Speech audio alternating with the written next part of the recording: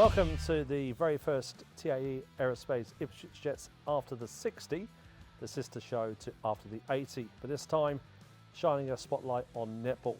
Every fortnight we'll go beyond the court to bring you player stories, coach insights and everything in between in the world of Jets netball.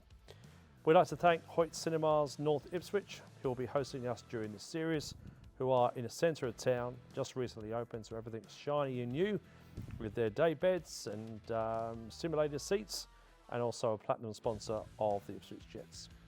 Joining us for the episode 1 is Megan Lynch, head coach of our Ipswich Jets Sapphire Series team. A passionate leader with a strong netball background, Megan brings experience, insight and serious drive to the squad. So it's a good chance to get to know the coach behind the game plan. Good afternoon, Megan. Hello, how are you? Good, thank you. So we're in the cinema, so let's start nice and simple. What was the last movie you saw and was it any good? Last movie I saw was the latest John Wick's movie, and yeah, I like John Wick, so it's always a good movie. And did you watch it here? Yes. Excellent, good. Now obviously these chairs also recline, so if we start falling asleep at any point during this vlog, then we'll know why. Let's get on. Let's first of all, before we dive into your coaching, let's rewind a little bit. So for those of us that are new to you and to who you are, tell us about your netball playing days and where it all began for you. So I actually came to netball at about 10 years of age. I went to Runcorn State Primary School and I started playing down at McGregor Netball Association for 2 years. We made my first rep team before moving to Mackay for my entire high school years, where I played rep for Mackay and Central Queensland Schoolgirls. Made the state squad a couple of times. But those that know me know I'm vertically challenged, and so therefore got better at coaching instead. And is there a big difference when we talk about that regional netball area compared to that and South East Queensland that you know existing? Is there a significant difference in I guess amenities and facilities and opportunities? I think it's more the experienced coaches. I was very, very fortunate. I had a coach growing up who was very, very smart coach. She was on Netball Queensland board. She was the life member and patron of Mackay Netball in Kay Shern. And so she taught me how to play at a higher standard, but she also taught me how to coach as well. So I was very lucky, but I think there are a lot of gaps there that we can work on as franchises in the city, that we can do some work with the regionals just to try to get them to understand what the expectations are at that level. I think it's more around the intensity of everything that they do can be stepped up a bit. So over your career, through playing, through a lot of different umpiring and rep and even coaching, was there any standout moments or highlights in your journey that will stick with you today and I guess shape who you are today? Yeah, I suppose to date my standout highlight was like a 2-in-1. So back in 2017, I had the Queensland Under-19s team, and we were in ACT. And as an Under-17s team 2 years before, they had won nationals, so the pressure was on to replicate that. We didn't manage to win it, but we came second that year, and that was the same tournament that I was lucky enough to achieve my elite coaching accreditation. So it was a good tournament all around. Now we've established that you're, as you put it, vertically challenged. But what brought you into coaching and what inspired you to take it to the levels that you have now? I've always been someone that likes to drive to be better and continue to improve and grow, and so because I have a passion for netball and I really enjoy the sports, most sports, even I love watching darts and golf, so I just love sports. So whilst I found something I was good at and that I enjoyed, it's just continued to develop along the way. Okay, so these things sometimes take a different road, these conversations. So let's talk about darts. Yep. What's your best checkout on darts? Oh no, I can't play darts. I like see. watching darts. Okay. So I lived in the UK for 6 years, and so darts, pool, and all the singing and dancing was always on TV, so I loved it. It was great. Who's your favourite darts player? There was the guy, I can't remember his name, but he used to he won everything for a long, long time in the early 2000s, and then finally some young guys started coming through and sort of really made some difference. But yeah, I can't remember his name. Go but he to was the very pub with good. Megan and we can get some I can't flights. play, I just like it, watching it. Through that time of coaching, you've gone through a lot of obviously ups and downs, as all coaches do. But was Mm. there a time when you've been in a game and you've said to yourself, "Yep, coaching is what I want to do, and I want to really pursue that as a I think opportunity." coaching through, I used to coach schoolgirls, Medis teams, and a lot of the rep teams at that sort of older age group. But I think when you see kids that develop and grow over time and that they start to make teams that they were trialling for and that they start to develop their skills that gets them to go somewhere, I think that's a really exciting part about coaching. And you just kind of sit back and go, well, maybe I can do this from having that impact on them. And then, let's bring it to present day and the team that we've currently got and you're currently coaching. What kind of culture are you bringing into the team, and what's important for you as a coach to see in what's being built off the court as much as on the court? Yeah, culture is actually my number one. I think if you've got a good culture, everything else takes care of itself, mostly because you sign these players because they have the skills and they are good netballers in their own rights. So it's about building a culture that brings everyone together, because if they don't play together when you get out on court, you can see it. And I think that we've had a bit of a stagnant start, which we'll probably get to, but the culture of the girls that we've got at the moment is around continually pushing and driving, and we've talked about that again last night at training around you can't let your intensity drop or your expectations drop, because then your whole standard of what you deliver starts to drop as well. Look, I wasn't going to focus on the weekend, but now you brought it up That's as something we'll talk about. But I think if we just finish off on, not finish off, but if we just consider that for a second, I think nobody had to, I think to explain to people who didn't see it, we were 10 points up into that last quarter, as if I need to remind you of this. And then we lost by a couple at the end. But nobody had to look at it more than the girls that were on the court. I mean, they were devastated, some were in tears. Absolutely. So it really, I guess, goes to show how passionate they are about the game, about wearing the green and white and what it means, and that must be a nice thing for you. Absolutely, and then after the game we went to the change room. Like I said to the girls, I said, there's not a lot that I can say that they haven't already said to themselves, but just to say it out loud, do we all agree that last quarter wasn't good enough? And they all absolutely 100% agreed. And so from there we just moved forward with what did we do well, what do we have to do better, how do we do that? We had a look at the video. From that I put together some points of what I want to work on this week in the attack and the defence area. Checked it all through with the girls last night. They were on the same page as what they were seeing, because they're all very experienced. So we just drove forward from that. We just said we've set a standard to ourselves. Our second and third quarter was fantastic. And so now we keep driving forward to be better, and I don't think that we'll have that happen again this season. Well, now you have it on record. Now, one of the things that's, again, I guess it's a laughable comment in respects to being a part-time coach. There's nothing part-time about this. As you said, you're playing at weekends, you're training 2-3 nights a week. And then outside of that, you're providing a lot of support to the girls. So with that huge commitment, how do you manage the balance between coaching, work and home life? And for those of you people who don't know, you're deputy principal at Woodford State High School. So how do you balance all of those things to be able to ensure you're able to not let any of those things drop? Oh, it's interesting because I've been someone that's been busy my whole life. So everyone used to always sit and just watch me run around, do so many different things. I used to do athletics, cross country, netball in 3 teams when I was growing up. So for me, being busy, now we know why, but keeping busy is really important to me. I like to be able to do lots of different things, keep life exciting. I suppose what throws a spanner in the works is being a deputy principal at a school that I absolutely love. Takes a lot of time and effort inside and outside of school hours, but I've just worked on how to allocate time each day as to what that looks like and when that finishes and when I allow myself to then go and do something else. Up until 12 months ago, my son's a high-level gymnast, so we used to drive him to training and back 5 days a week. Thank God he got his licence, so that's many hours we would get back in our lives. But my husband and I we would drive him to there and then do our schoolwork while we were there. So him having his licence helps everybody a little bit. But I just keep busy because I like it. But I only do what I like to do these days. I'm getting a bit older now, and if it's not something that I think is as important to me or as valuable to me and my family, then I don't do it. And how important? I mean, again, we often pay reference to the girls and the families that support them and take them to training and take them home for those that don't have licenses and support them at home. So how important is your family in helping you do what you do? Yeah, extremely important. Those people out there that know my daughter, I always call her the mini ops manager. She can organise a set of netball trials within an inch of its life. So she loves netball and she loves being around it. And most people will have seen my husband at the first game, and he'll be at most of my games. And he'll sit behind the bench for me because that's something I've asked him to do. And he understands netball. He's been around it since he met me 20 years ago.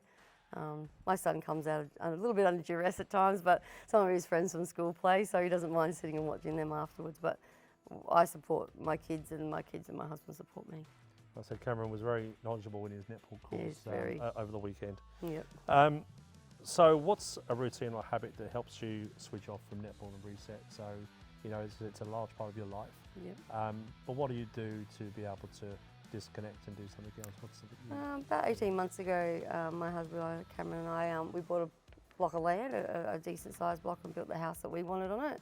And it's got a lot of trees and bushland on it. So I say if you look out the back window or you're sitting in the back veranda, we're in our Airbnb, but if you look out the front side, you see the road, we're back in reality.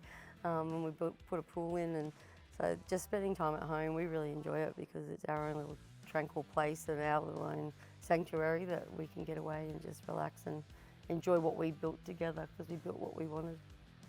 So I'm discovering the renovating, dart playing, pool playing, netball head series, Sub series coach. So let's talk a little bit now about netball itself. So what does a typical training week look like? And again, I think it's important that we cover this because many people see the end product. They don't see what happens in the making of that. So what does that look like for the squad? So in the pre-season, I sort of have a plan of the touch points of the things we want to cover throughout a pre-season to try and get us as ready as we can be. We have a 2-hour session for the first session where it's always anywhere from 45 minutes to an hour is strength and conditioning with our strength and conditioning coach. And then we finish that off with 60 minutes of skills and drills to sharpen the basics. And the second session is only an hour and a half, but that's more about our tactical and our game plan setups. Once the season starts though, it's more, we review the game and we have a look at the main points that we want to work on to improve for the next week. Coupled with who are we playing next? What is it? Is there any specific about them? So, leading into the Titans game, we did some work around moving through a centre court press, and for 3 quarters that worked really well. So now the next one will be consistently working through the centre court press, and so we look at that and review it, and we go from there. And the girls have a say as well. If they find there's something that they're really struggling with, then we can work on that as well. Now we did last week did the dress presentation to the girls. And in that process, recognise the girls that were from our foundation year from 2019. Some of those girls are playing now. Yep. With that balance of experience, and obviously you have to blood the youth because we've got some great young athletes coming through. How do you approach developing each athlete, and how do you ensure those two, the older ones kind of exiting out and those new ones coming in, work together?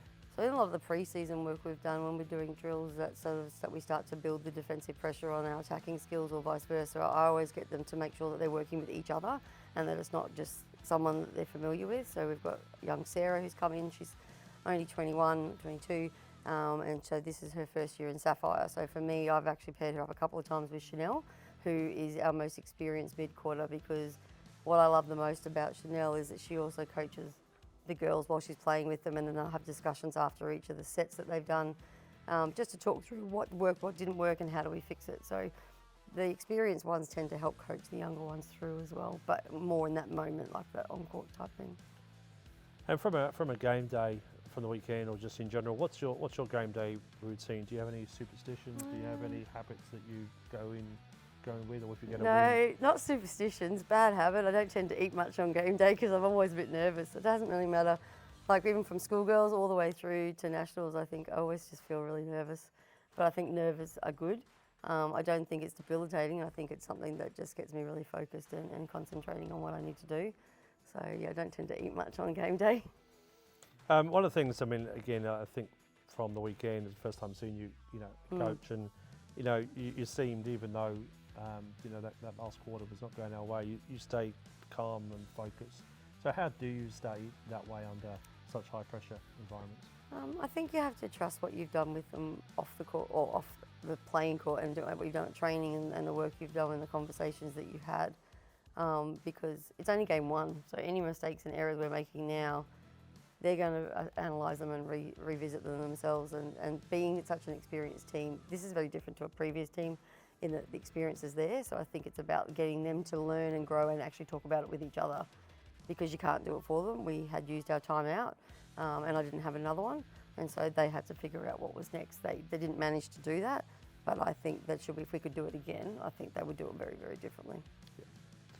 Yeah.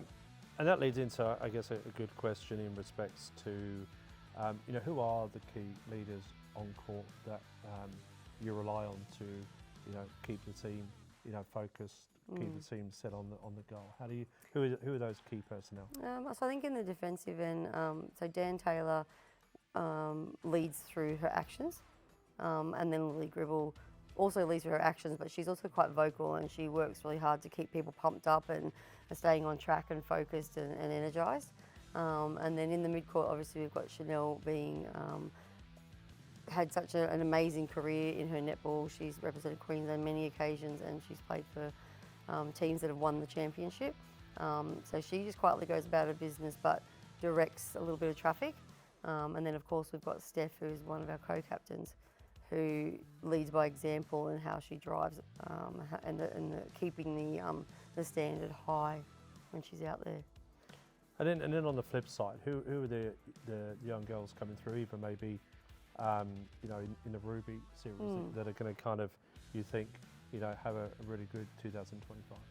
I think as far as Ruby series goes, I think Ruby Stanford is a bit of a standout. So she's come to us from Ipswich Netball Association. She's through and through an Ipswich girl, and she's been selected this year in the Queensland under-17s team. She was vice captain as bottom age athlete. She then went away and played at Nationals, had an outstanding Nationals and was named in the Australian TID squad, which goes away in July. So she'll go down to the AIS in July and get even further, more specialised training. She unfortunately rolled her ankle 2 weeks ago, so she's struggled a little bit mentally around having the injury and not being able to play, because I had already sort of highlighted her as someone I was going to bring in through the bench in the first couple of weeks, particularly when I was missing players. But we got her to sit on the bench on the weekend anyway, and she took some stats until she got invested in the game, and I think we may have lost a couple, but she learned a lot just by watching and listening to the girls, so I thought that would be good for her. So she's one to watch in the Ruby space. And then you have Naomi Solomona and Sarah Harris in the Sapphire team, still quite young. They have international experience, both of them, playing for their countries of Samoa and PNG. It's just time and space for them to grow. People forget that netballers don't tend to sort of start to really come into their own until they're that 24, 25 age group. And these girls are still only 21, 22, so they've still got a couple of years before we see them start to really come through. And again, when you make reference to the weekend, again, that's some tough lessons to learn. Absolutely. So they both had, exposure on the weekend, one more than the other, but I think the big thing for Sarah, we had a chat about it last night, she said what she learnt the most is it's not as scary as she thought it was going to be. So she put a lot of pressure on herself to not do some things that we've been working on getting out of her game. But I think she was so worried about it that it got her a bit stressed beforehand. But once she got out there, I think she found that actually she's where she should be. I wonder if you thought you were as scary as you thought you would be. Nah, I'm not scary. And you made reference then, about Ipswich Netball Association, and we're lucky to have, the support of Western Districts, Goodna, Toowoomba, thank you. So how important is that association, as a pathway through into the Ruby, into Emerald, into Sapphire, and then obviously ideally into representing your state, country, and into Absolutely. SSM. It's all really important. Girls need to be able to see people like them and where they've come from and where they're going. And whilst all teams will have people from inside and outside of like a geographical area, girls within our geographical area of the Ipswich need to be able to see what they can aspire to and what they can be.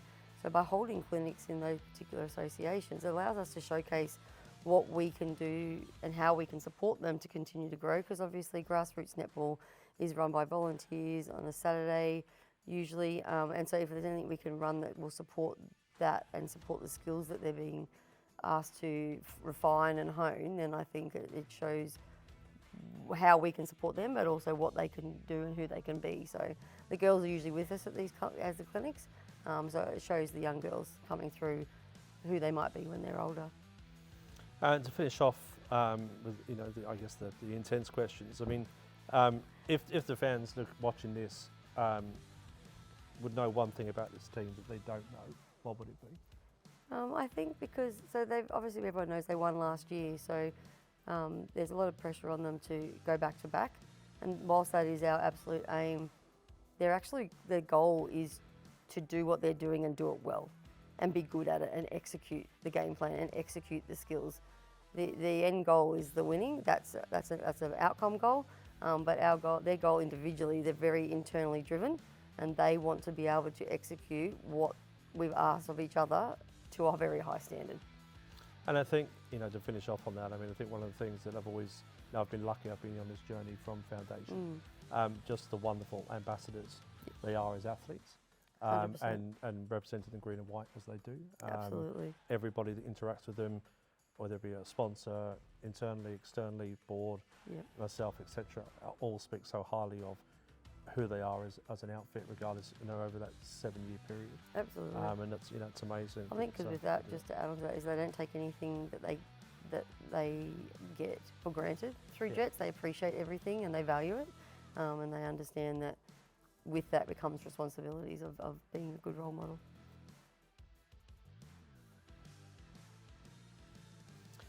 All right, now we're going to get on to some quick fire questions that you haven't seen.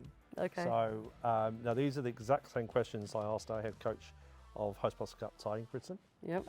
So there'll be maybe some comparisons here, and a quick 12 questions. Yep. I'm not going to nail you too much unless you go into a darts area once again.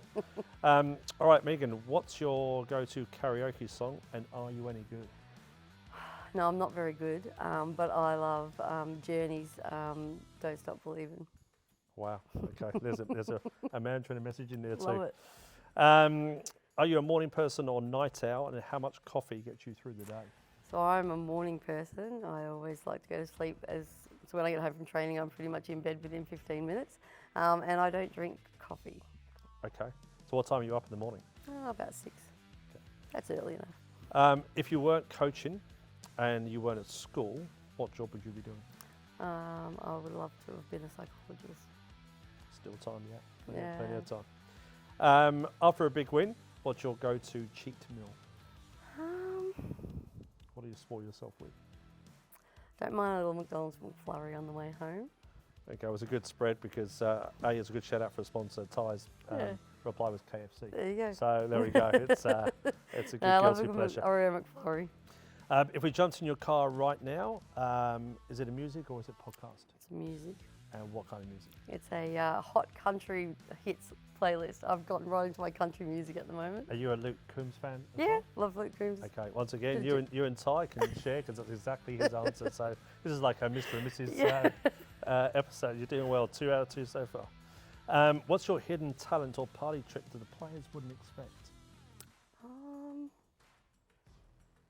I'm very crafty. I like to make things. So last year I made candles for everyone for Christmas, and it's my. So we get a sheet of paper, or you do I'm not an origami person, but I got a Cricut machine. I like to make things and personalise stuff for people.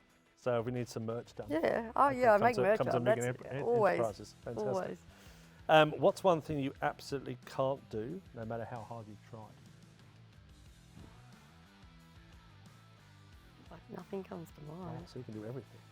Not very well, but I give everything a go. Darts. What about darts? Yeah, I can do it. Just I'm not going to hit that bullseye too often. Have you ever had a 180? What's your highest score in the darts ball? Well, not very. Over 100? Yeah, maybe. Maybe once. What's your guilty pleasure TV show or movie? I like crime shows. I'm a bit of a fan of. There's one on. I think it's on Disney at the moment, and she's a mum of 3, and she's like not autistic, but she hears and sees everything, and so they brought her in as a guest specialist, and she helps solve crimes. But she's got high heels and makeup and 3 kids running with her, and it's just something Is that how silly you and see fun to yourself watch. as a psychologist? No. No. What's your dream holiday destination if you had 2 weeks off tomorrow? Oh, I'd love to go to the Cook Islands and have one of the bungalows over the water, with the water and So the if glass Cameron's bottom. watching this, it's a Cook Islands Yep. as a 2025 holiday. Yep. If a movie was made about your life, who's playing you and what's the movie called? The movie's called Chaos. Because that's my life. People look at my life and can't understand how I do what I do. Well, who's playing you? Who Who's would like to playing play me? you? Maybe Reese Witherspoon. Nice. Yeah. Okay. What does a typical non-netball day look like on the weekend if you have no netball? It's so funny because I don't know what that looks like. Because I haven't got netball, my daughter does. No, on the weekend, normally when the netball season's over, we like to pick a new, different cafe or coffee shop and go for breakfast. Last question. What's one thing still on your bucket list that you're determined to tick off? I don't want to do it, but I think I should do it because I don't like doing anything overly adventurous. But parachuting, I don't like it, but I think it'd be good to me to do something outside my comfort zone. So if you parachuted into the Cook Islands Yeah, on a bungalow, on I'll a be fine. bungalow, we can tick off if you Yeah, with Luke Coombs playing in your yeah. in your There you headphones. go. Megan, listen, we appreciate your time, honesty, and the insight you've shared, and we can't wait to see how the rest of the season unfolds. So, Megan Lynch, thank you very much. Thank you very much. Stay there. So that's a wrap up on this episode of the TAE Aerospace Ipswich Jets After the 60, proudly brought to you with thanks to Hoyts Cinema North Ipswich. A big thanks to Megan and come to Nissa Arena Court 1 to support the girls for their round 2 game on Sunday, June the 15th at 6 p.m, where we take on the Queen Leagues Club Tigers. So stay tuned, make sure you like, share and subscribe, and we'll see you next time as we bring you all things Ipswich Jets.